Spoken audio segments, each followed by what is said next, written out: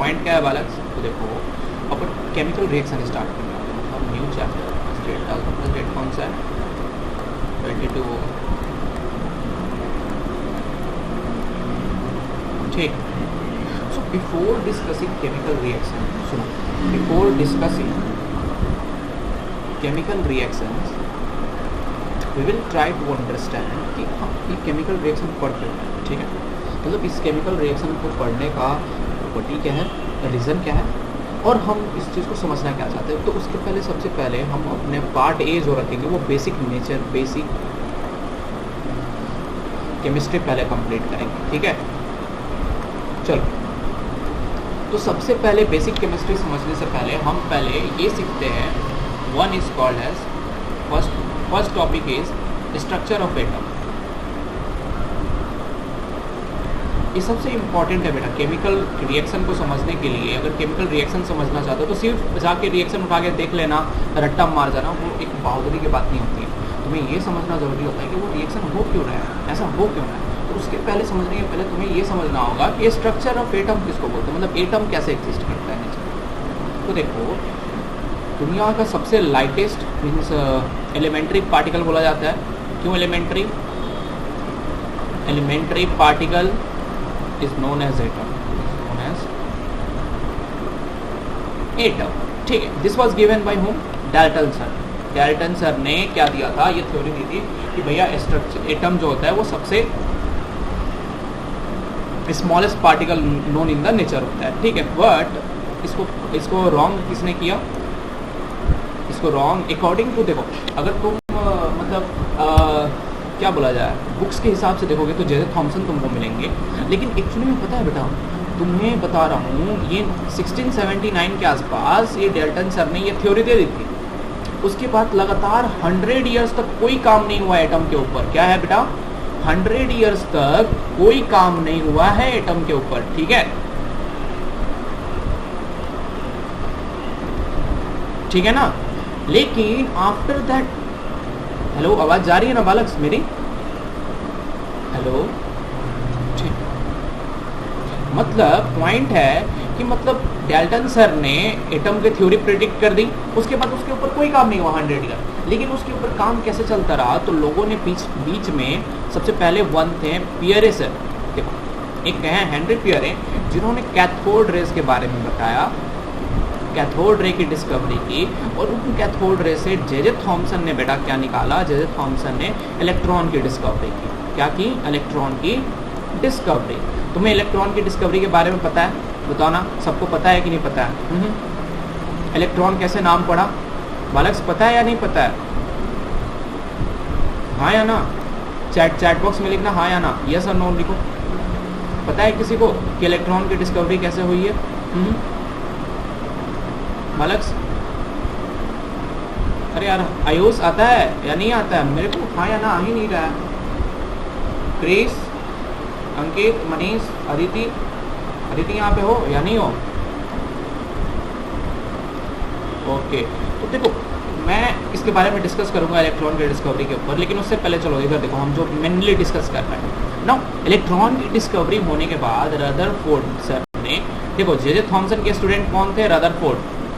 Rutherford ने J Thomson को wrong बताया और बोला कि नहीं सर, कहाँ बात कर रहे हैं, इलेक्ट्रॉन प्रोटॉन वगैरह कहाँ घुस रहे हैं। तो रदरफोर्ड ने बताया कि एटम के अंदर न्यूक्लियाइज होता है बेटा, और न्यूक्लियाई के साथ क्या रहते हैं, न्यूक्लियाई के अंदर क्या रहते हैं? प्रोटॉन्स रहते हैं। क्या रहते हैं? प्रोटॉन्स, ठीक। बट जो रदरफोर्ड की थ्योरी को जो अपने नील्स बोर सर हैं, उन्हीं के स्टूडेंट, नील्स बोर अगेन, उन्हीं के स्टूडेंट, वो क्या बोलते हैं कि अरे सर जी आपने भी रॉन्ग किया है। क्या रॉन्ग किया? तो आपने इलेक्ट्रॉन के बारे में अच्छे से नहीं बताया।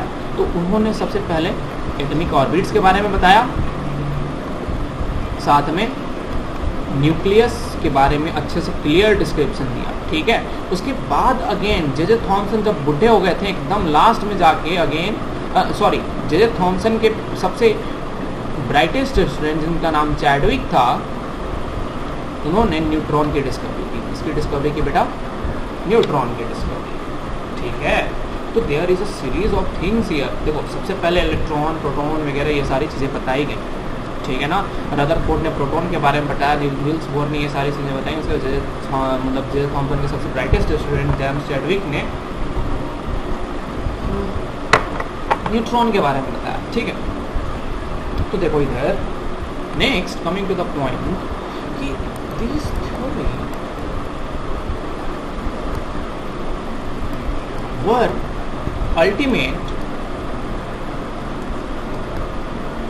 to start predicting about nature। देखो ये थ्योरीज ऐसे थे बेटा कि वो नेचर को प्रेडिक्ट करने के लिए काफ़ी हो गए, मतलब नेचर को प्रेडिक्ट आसानी से कर पा रहे थे। कैसे? तो भैया एटॉमिक स्ट्रक्चर जो था, atomic structure was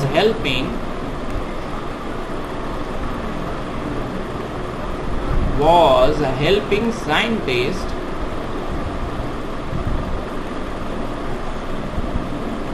to understand different elements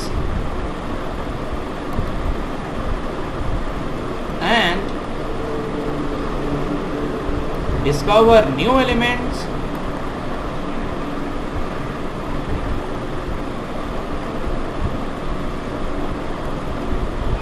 which were building blocks of chemistry, building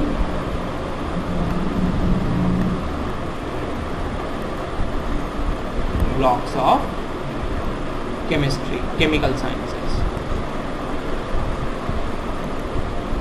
तो देखो एटॉमिक स्ट्रक्चर नेसेसरी क्यों था भाई साहब? एटॉमिक स्ट्रक्चर इसलिए नेसेसरी था कि it was helping scientist to discover new elements. बेटा न्यू एलिमेंट्स जैसे जैसे डिस्कवर हो रहे थे वैसे वैसे क्या हो रहा था, नई केमिकल काइनेटिक्स, नए केमिस्ट्री के थ्योरम्स आ रहे थे, और जिसकी वजह से क्या हो रहा था बेटा, नेचर में हम अलग अलग तरह के स्टडी कर पा रहे थे, ठीक है।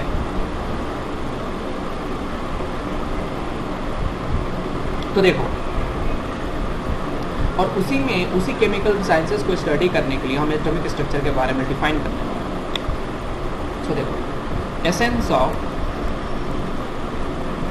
एटॉमिक स्ट्रक्चर होता क्या एक्चुअली? सुन रहे हो सब? यहीं पे हो ना? कहानी सत्यनारायण भगवान का कथा चल रहा है क्या? हाँ ना एकदम से सब शांत बैठ गए, ऐसा लग रहा है सत्यनारायण भगवान का कथा चल रहा है। अरे सर जी प्रसाद मिलेगा? अरे हम पंडित है भाई, सुना सकते हैं दक्षिणा, लेकिन हम साथ में दक्षिणा भी लेंगे, ठीक है। देखो इधर आओ जाओ, क्या है अपने पास? Essence of atomic structure. देखो एटॉमिक स्ट्रक्चर का एसेंस देखो, सबसे पहली बात है कि it was predicted by, it is fully based on Niels Bohr theory, Niels Bohr sir theory.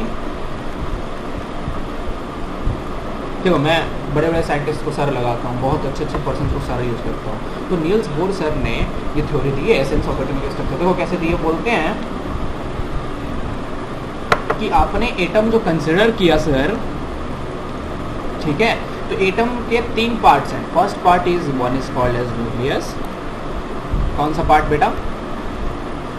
Nucleus, जिसके अंदर क्या प्रेजेंट रहता है? प्रोटॉन प्लस क्या प्रेजेंट रहता है? न्यूट्रॉन। अरे मेरे साथ बोलो, हाँ या ना? हाँ। उसके बाहर क्या रहता है? सर्कुलर ऑर्बिट्स रहते हैं, ठीक। और उन सर्कुलर ऑर्बिट्स में क्या प्रेजेंट रहते हैं तुम्हारे? इलेक्ट्रॉन्स प्रेजेंट रहते हैं। क्या प्रेजेंट रहते हैं? इलेक्ट्रॉन्स प्रेजेंट रहते हैं, ठीक है। नाउ अब हम आगे बढ़ते हैं, थोड़ा सा आगे बढ़ते हैं। चलो एटम को ऐसे कंसिडर करते हैं। देखो ये तुम्हारे पास न्यूक्लियस है बेटा, क्या है इसके अंदर? अदिति प्रोटॉन्स प्लस न्यूट्रॉन है। आस्था इधर प्रोटॉन्स प्लस न्यूट्रॉन है, इसके ऊपर सर्कुलर ऑर्बिट्स हैं। सर्कुलर ऑर्बिट्स में क्या प्रेजेंट है तुम्हारे? इलेक्ट्रॉन्स प्रेजेंट है, ठीक है, ठीक। तो नील्स बोर सर ने बोला कि सर हमारे पास ये इलेक्ट्रॉन्स आप ऐसे नहीं रख सकते हो, there is a particular kind of orbit arrangement. वो क्या बोले? कि भैया हमारे पास एक particular kind of orbit arrangement है। सुनो पहले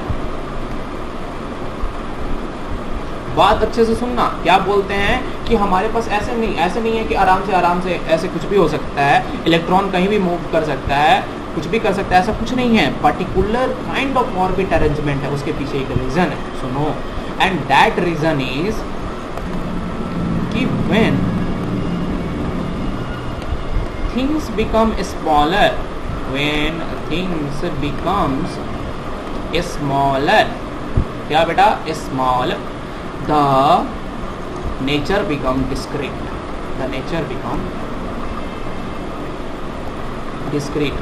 जो चीज़ आज मैं सिखा रहा हूँ तुम लोग को बेटा बुक में कहीं नहीं मिलेगा, अच्छे से ध्यान से समझना, काफ़ी तगड़ा कॉन्सेप्ट है ये सारा चीज़, ठीक है ना। सबको मेरे साथ प्रेजेंट हो, है ना, हाँ या ना, एक बार हाँ या ना बोल दो मेरे को, कानों में आवाज़ घुस जाए मैं।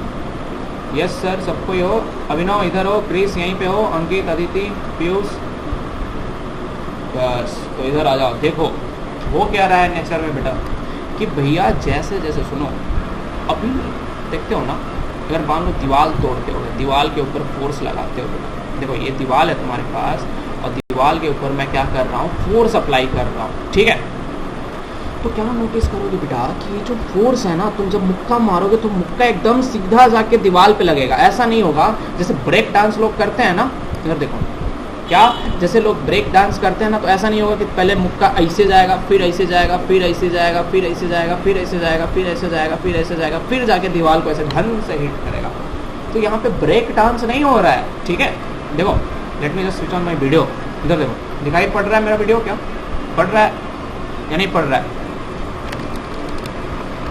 अभी, अब ठीक है। तो देखो पॉइंट क्या है बालक्स, जैसे मान लो ये दीवार है तुम्हारे पास, ठीक है, तो ये मुक्का ऐसे नहीं जाएगा, ऐसा नहीं होगा कि मुक्का ऐसे धीरे धीरे स्लोली जाके ऐसे हिट करेगा। जब तुम इस पर्सन को इस दीवार के ऊपर मुक्का मारोगे तो ये डायरेक्ट ऐसे अप्लाई होगा, है ना, होगा कि नहीं होगा, बताओ, होगा कि नहीं होगा, ऑफ कोर्स होगा। No, point is what you are going to understand from this is कि भाई साहब नेचर में जब बड़ी बड़ी चीजें होती हैं, when there is big substances, अरे ऐसे ही बालक्स, व्हेन देयर आर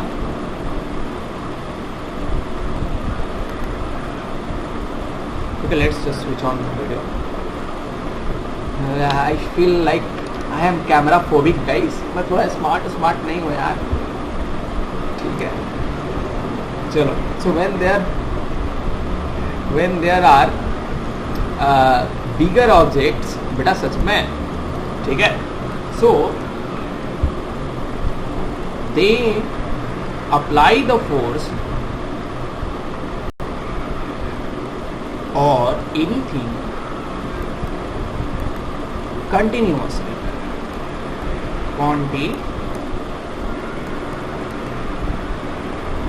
मेरा कहने का मतलब ये है बेटा कि जब बड़ी बड़ी चीज़ें होती हैं ना, तो उन चीज़ों में एक सबसे बड़ी बात होती है कि वो चीज़ें कंटिन्यूअस वे में वर्क करती हैं। कैसे वर्क करती हैं?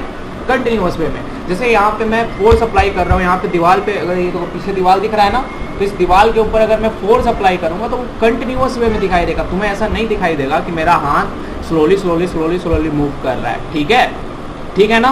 लेकिन एक्चुअली में मैं क्या करूँगा, अगर मैं एक बहुत अच्छा सा कैमरा मेरे सामने लगा दूंगा, जब मैं इसके ऊपर हाथ से ऐसे फोर्स मारूंगा, ठीक है, तो होगा क्या, वो कैमरा हर मोमेंट को जब कैप्चर करेगा ना, जब सारे पिक्चर्स को अलग अलग रख दोगे तो तुम्हें क्या दिखाई पड़ेगा, एक्चुअली में हो क्या रहा है, मैं एकदम से कंटिन्यूअस वे में अप्लाई नहीं कर रहा हूँ, ये हाथ कैसे जा रहा है, धीरे धीरे ऐसे करके जा रहा है। समझ में आ रहा है कि नहीं आ रहा है? समझ में आ रहा है ना। तो पॉइंट क्या है कि जब तुम एकदम से स्मॉलर लेवल पे बात करोगे बेटा, एकदम से स्मॉल स्केल लेवल पे अपना कंसिडरेशन करोगे, देन स्मॉल स्केल लेवल पे जो भी चीज़ें होंगी वो कैसे होंगी, so at a small scale things become discrete, things become discrete मतलब means everything occurs in break form, मतलब बेटा जब चीजें स्मॉल होती है ना, जैसे सुनो इधर सुनो, देखो जैसे मान लो एक रोड है और यहाँ पे कार है, ठीक है,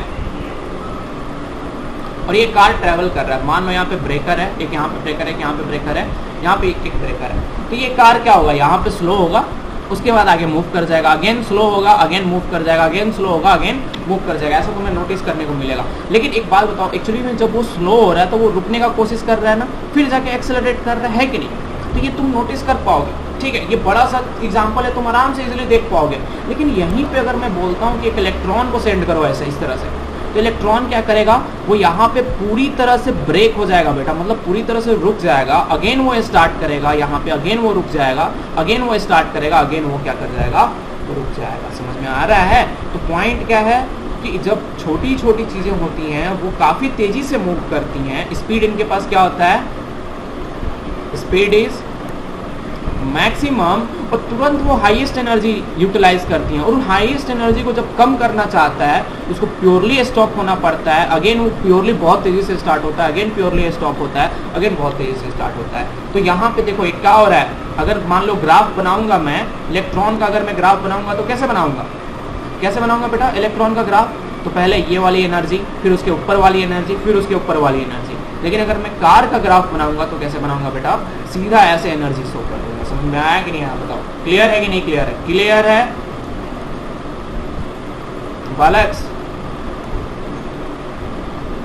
समझ में आया कि नहीं आया? ठीक है, तो पॉइंट क्या है कि जब things become small, physical concepts become discrete. समझ में आया कि नहीं आया, बताओ, कंफर्म, क्लियर हो ना बालक्स, है ना?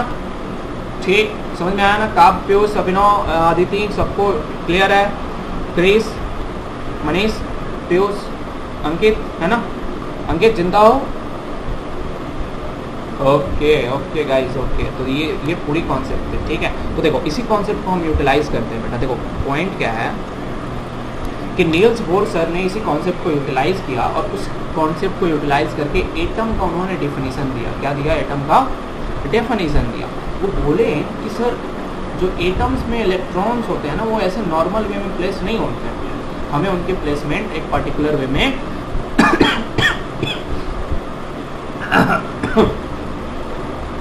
हमें उनकी जो अरेंजमेंट है वो कैसे करनी पड़ती है, एक पर्टिकुलर वे में करनी पड़ती है। वो पर्टिकुलर अरेंजमेंट कैसा है बेटा?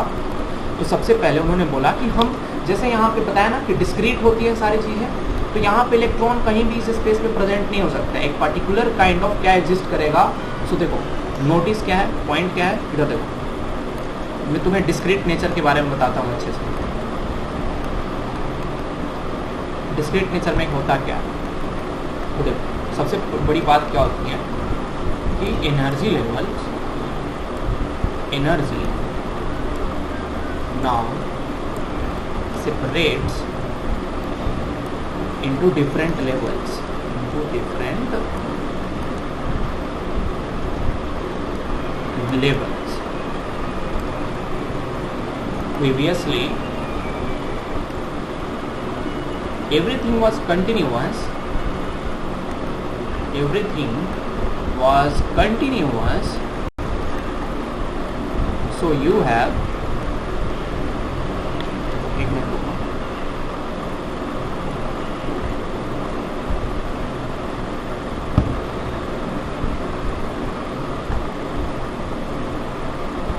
previously everything was continuous, so you were easily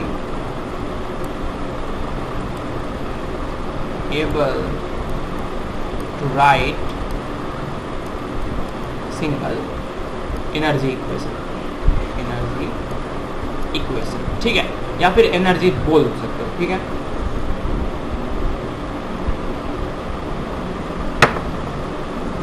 But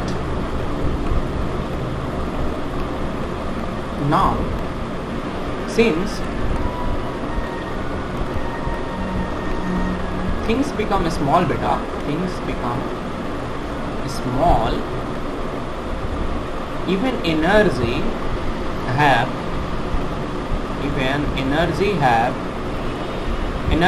separates out, देखो separates out लिखो, separates out in form of levels, and each level have different energy. Each level corresponds to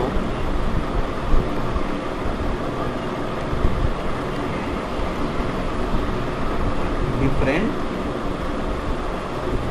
energy. समझ में आया कि नहीं है? बताओ क्लियर है कि नहीं क्लियर है ना?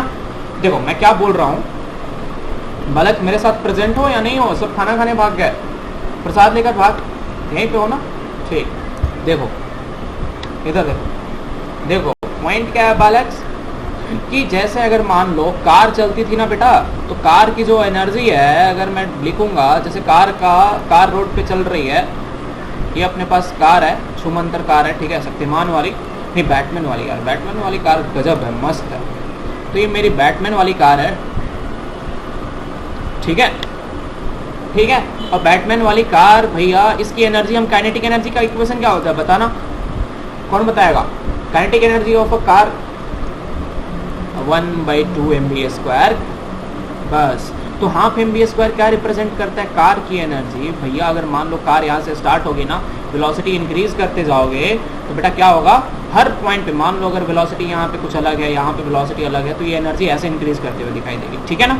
अगर वेलोसिटी को तुम क्या करते हो बेटा, इंक्रीज करते हो, तो ठीक है, इस तरह से, सॉरी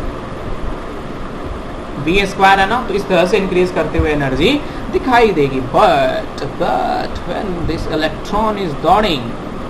इलेक्ट्रॉन इज दौड़िंग ऑन द दौड़ने वाला ट्रैक, देन होएंगे क्या कि दिस इलेक्ट्रॉनवा विल हैव सम अलग अलग काइंड ऑफ एनर्जी लेवल्स। क्या होगा बेटा? तो समथिंग ऐसा होगा कि सबसे पहले एक इनिशियल एनर्जी एग्जिस्ट करेगी, फिर उसके बाद एक एनर्जी अलग एग्जिस्ट करेगा, उसके बाद एक एनर्जी अलग एग्जिस्ट करेगा, उसके बाद एक अनदर एनर्जी एग्जिस्ट करेगा, और सारे के सारे ये जो लेवल्स दिखाई पड़ रहे हैं ना बेटा, इनकी अलग अलग वैल्यूज होंगी, ठीक है? क्या होंगी?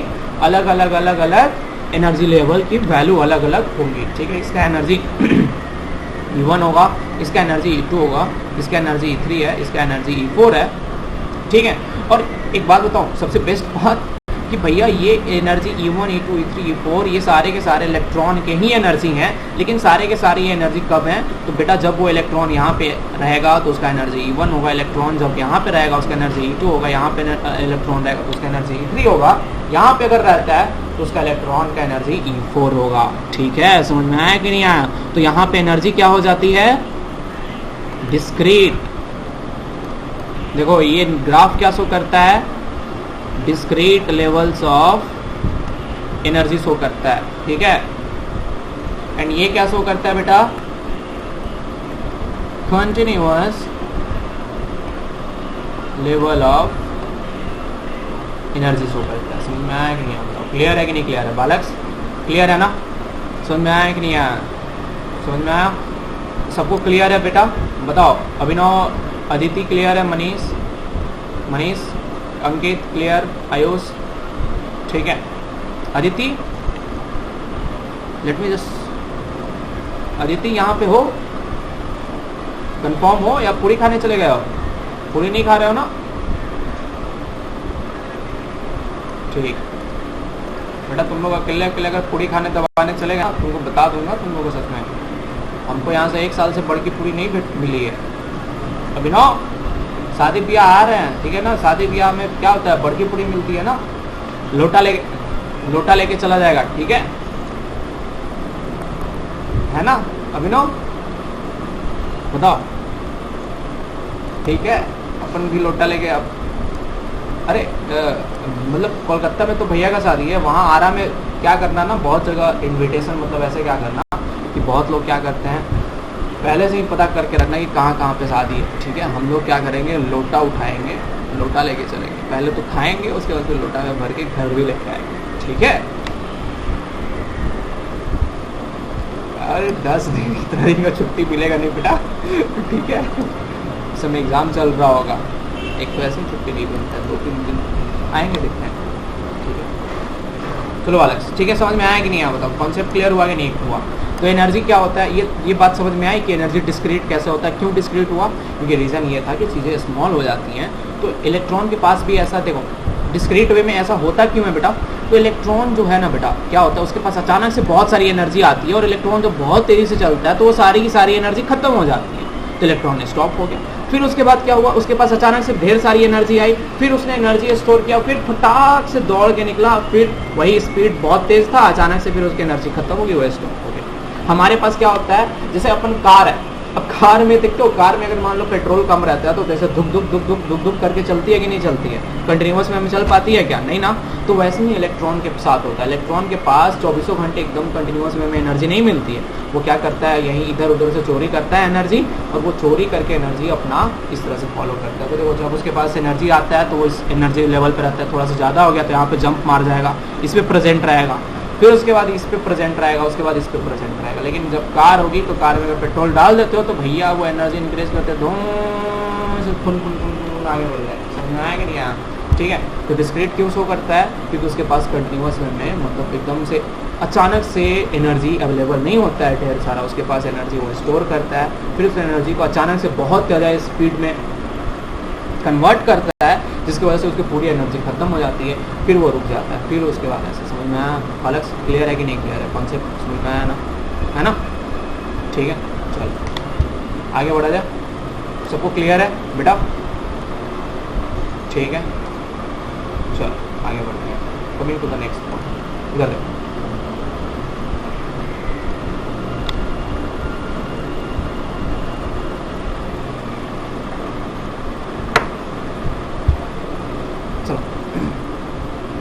तो देखो इसी कॉन्सेप्ट को यूज़ करके नील्स बोर सर ने बोला कि हमारे जो इलेक्ट्रॉन की जो प्लेसमेंट होती है ना वो एक पर्टिकुलर काइंड ऑफ ऑर्बिट्स में होगी, और इन ऑर्बिट्स की अलग अलग एनर्जी होगी। देखो ऑर्बिट की प्रॉपर्टी क्या है बेटा,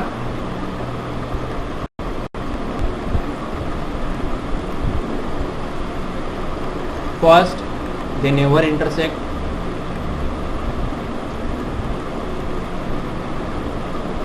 अभी कौन आ रहा है,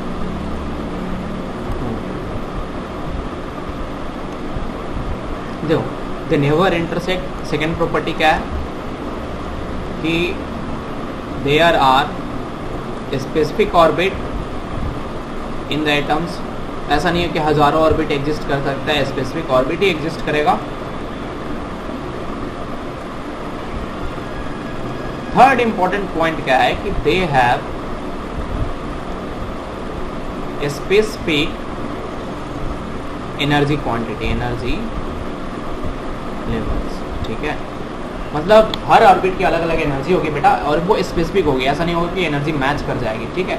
सारे के सारे वाले की सारे के सारे ऑर्बिट के अलग अलग, सारे के सारे ये ऑर्बिट्स होंगे, उनकी अलग अलग एनर्जी होगी, ठीक है। फोर्थ पॉइंट क्या है, nearer orbit have greater energy,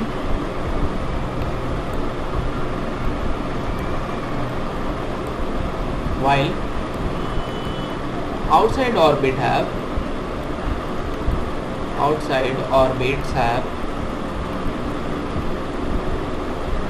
less energy levels, or orbits are lesser energy levels, ठीक है। क्लियर है कि नहीं क्लियर है, बताओ क्लियर है ना। नाउ फिफ्थ इंपॉर्टेंट पॉइंट कि the number of electrons are also number of electrons going to be present is also fixed for orbit, देखो बेटा पॉइंट क्या है कि जो नंबर ऑफ इलेक्ट्रॉन्स, मेरा आवाज क्या हो रहा है, मेरा आवाज जा रहा है ना बालक, आवाज जा रहा है कि नहीं जा रहा, आयुष क्रिस, ठीक है। तो पॉइंट क्या है, मैं क्या बोल रहा हूँ कि भैया ये जो नंबर ऑफ इलेक्ट्रॉन्स है जो इन ऑर्बिट के ऊपर प्रेजेंट रहने वाला है वो भी फिक्स क्वांटिटी में होता है, ऐसा नहीं है कि वो डिफरेंट होगा। तो देखो सबसे नियरर वाली ऑर्बिट में 2 ही इलेक्ट्रॉन पॉसिबल है, उसके बाद कितने इलेक्ट्रॉन पॉसिबल हैं, 1 2 3 4 5 6 7 और 8 इलेक्ट्रॉन पॉसिबल है। तो देखो कैसे अरेंजमेंट क्या होता है नंबर ऑफ इलेक्ट्रॉन्स का, 2, हाँ शायद समथिंग लाइक दैट, 2, 8, 8, 18 ऐसे करके 18, 18, 32 ऐसे करके होता है, ठीक है।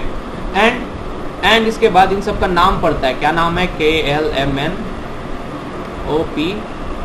ऐसे करके होता है, ठीक है। तो KLMN इस तरह से हम देखो सुनो क्या है, अपने पास जो भी ऑर्बिट्स है, सबसे बड़ी बात कि ये इंटरसेक्ट नहीं करेंगे, क्योंकि अगर इंटरसेक्ट कर लेंगे तो एक एनर्जी, एक पार्टिकुलर ऑर्बिट के 2 एनर्जी हो जाएंगे, वो कभी पॉसिबल नहीं है। एक ऑर्बिट का अपना स्पेसिफिक ऑर्बिट एनर्जी लेवल होता है, ठीक है, और वो कभी चेंज नहीं होगा। सो नियरर ऑर्बिट के पास एक्स्ट्रा एनर्जी होता है, मतलब अगर मान लो ये ऑर्बिट 1 है और ये ऑर्बिट तुम्हारे पास बेटा 2 है, देन ऑर्बिट 1 की जो एनर्जी होगी वो क्या होगी, greater than energy of the orbit. समझ में आने के लिए तो जो जितना नज़दीक रहेगा उसकी एनर्जी ज़्यादा होगी। Specific number of electrons present रहने वाले हैं। सबसे नियरर वाला को के बोलते हैं बेटा, क्या नाम देते हैं इसको, के से एल नाम देते हैं, उसके बाद एल देते हैं, उसके बाद एम एंड सो ऑन। के में 2 इलेक्ट्रॉन होंगे, एल में 8 इलेक्ट्रॉन होंगे, एम में 8 इलेक्ट्रॉन, एन में 8 इलेक्ट्रॉन, ठीक है। क्लियर है कि नहीं क्लियर है बताओ, क्लियर है ना ऑर्बिट के कॉन्सेप्ट,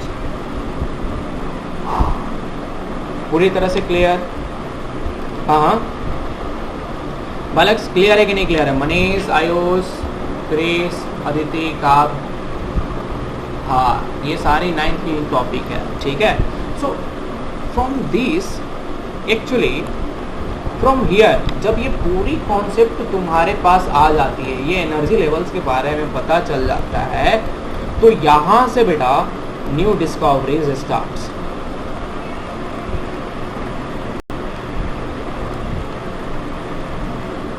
एंड उनमें से सबसे पहला डिस्कवरी होता है तो वो केमिकल रिएक्शन या केमिकल काइनेटिक्स बोलो, केमिस्ट्री को स्टडी करने के लिए जो सबसे फर्स्ट डिस्कवरी होती है वो कौन सी होती है, तो बेटा ऑक्टेट रूल की डिस्कवरी होती है, ऑक्टेट रूल, ठीक है। उस ऑक्टेट रूल के अंदर 2 रूल आते हैं, वो कौन सा, एक तो एक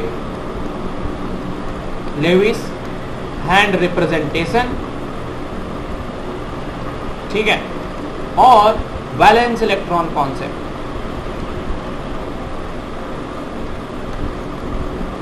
ठीक है। क्या, तो सबसे पहले डिस्कवरी कौन सी हुई, ऑक्टेट रूल की डिस्कवरी हुई, जिसके अंदर बाद में उसको और अच्छी तरह से मतलब लेविस हैंड या लेविस डॉट रिप्रेजेंटेशन बोलते हैं, ठीक है। तो मतलब पूरी तरह से ऑक्टेट रूल को डिस्क्राइब करने के बाद अच्छी तरह से उनके अंदर 2 और डिस्कवरी हुई, वन हुआ लेविस डॉट हैंड रिप्रेजेंटेशन का discovery, and second one of them was valence electron का कॉन्सेप्ट। तो तुम सुनो, तुम जो पूरी की पूरी आधी केमिकल रिएक्शन जो है वो लेविस हैंड रिप्रेजेंटेशन के फॉर्म में याद करोगे, समझोगे, एंड आधी जो केमिकल रिएक्शन है बेटा रेडॉक्स रिएक्शन टाइप्स, वो वैलेंस इलेक्ट्रॉन कॉन्सेप्ट के ऊपर काम करता है, ठीक है। सेकेंड डिस्कवरी किसके ऊपर हुई, तो सेकेंड डिस्कवरी आया कि सिर्फ KLMN एग्जिस्ट नहीं करते हैं, नए ऑक्टेट रूल भी एग्जिस्ट करते हैं, ठीक है। और उन ऑक्टेट रूल में क्या है, SPDF सबसे बड़ा कमाल था, मतलब अफबाउ प्रिंसिपल, इसको इसका नाम क्या दिया जाता है बेटा, अफबाउ प्रिंसिपल नाम दिया जाता है,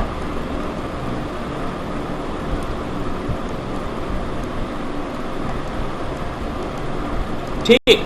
एंड उसके बाद अफबाउ प्रिंसिपल के साथ साथ क्या एक है, ऑक्टेट रूल का सबसे बड़ा डिस्कवरी था, एंड वो सबसे बड़ी कंट्रीब्यूशन मानी जाती है, and that is Pauli hand principle, ठीक है। तो ये सारी चीजें देखो, ऑक्टेट रूल का ये डिस्कवरी तुम क्लास 11 में पढ़ने वाले हो, और क्लास 10th में तुम 9th और 10th में combined Lewis hand dot and valence electron concept की स्टडीज तुम इसमें करने वाले हो, ठीक है। तो now coming to the valence, देखो इधर star mark, valence electron concept के अंदर अगेन 2 डिस्कवरीज हुई आगे,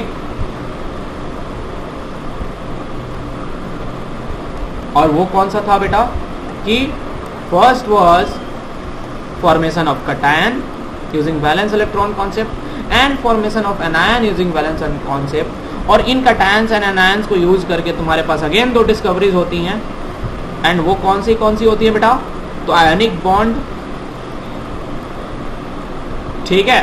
एंड उसके बाद सबसे लास्ट में पता है, सबसे लास्ट में ये सारी डिस्कवरीज होने के बाद तुम्हारे पास covalent bond and coordinate bond की डिस्कवरी होती है। देयर आर 3 बॉन्ड सिग्नेचर बेटा, सिर्फ तुम्हें क्लास 10th में 2 सीखना है, लेकिन हम कोऑर्डिनेट बॉन्ड के भी बारे में डिस्कस करेंगे, क्योंकि थोड़ा सा हम एडवांस स्टडी मालूम नहीं हम लोग करते हैं, तो कोऑर्डिनेट बॉन्ड भी समझेंगे। तो नेचर में 3 काइंड ऑफ बॉन्ड होते हैं, एक होते हैं कोऑर्डिनेट, एक होते हैं आयोनिक, एक होते हैं कोवलेंट एंड थर्ड वन होता है कोऑर्डिनेट बॉन्ड। और वो तीनों के तीनों हम अभी सीखेंगे, ठीक है, केमिकल रिएक्शंस पढ़ने से पहले, ठीक। तो सबसे पहले कल हम क्या डिस्कस करेंगे, ऑक्टेट रूल।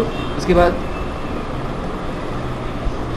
नहीं, ऐसा नहीं होता है, सुनो,